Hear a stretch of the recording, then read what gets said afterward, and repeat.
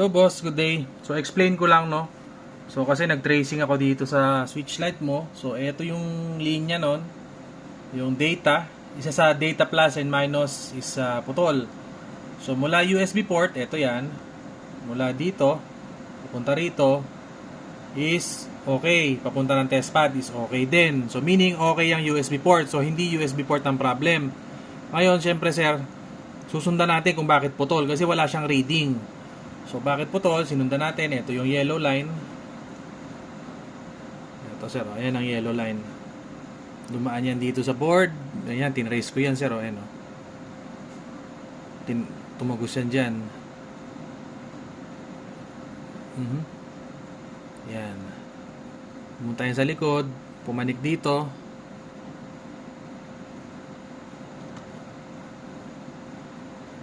Yan. Ayan, umikot yan dyan. Yung dalawang tuldok na yan. Tumagos doon.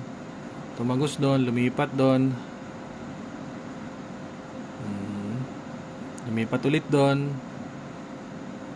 Then, lalabas na siya sa harapan. So, yung sa harapan na yan, ito yan.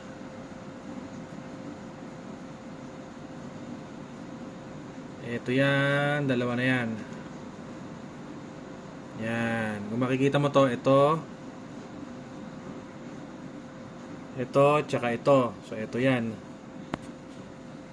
Yan, dalawa na yan. Okay. So, diretso na yan, papasok dito sa CPU. Ito na yung pinaka-CPU niya, yo. So, nasa harapan yan. So, mula dito, papasok na siya dito. So, sa camera, pag tinignan mo yan, ito, tsaka ito, pumasok na yan dito sa CPU. So, wala na siyang reading. Wala siyang, dito hanggang dito sa point na yan, may reading siya mula sa test pad. Pero yung papasok dito sa CPU niya, papunta sa point na to, yan, wala. So, meaning, etong bola nito, yan, is hindi nagre-read. So, dalawa yan, either crack yung bola na to or yung APU mismo, yung walang signal papasok sa die. Okay?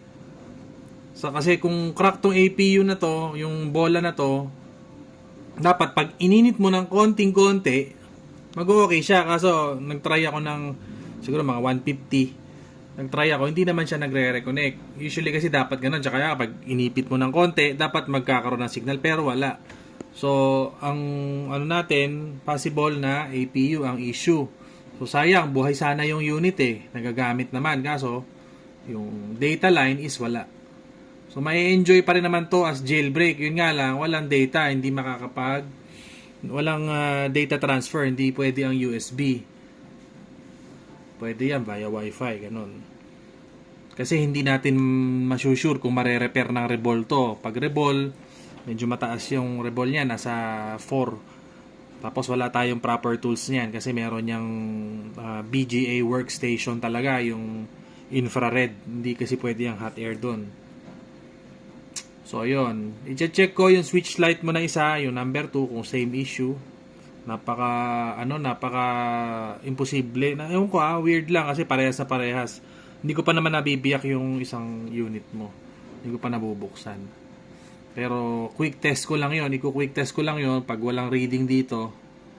Kasi ito may reading yung kabila 900, 700 Ito wala, 0 talaga. Pag ganun din yon, parehas ang hatol. Okay boss?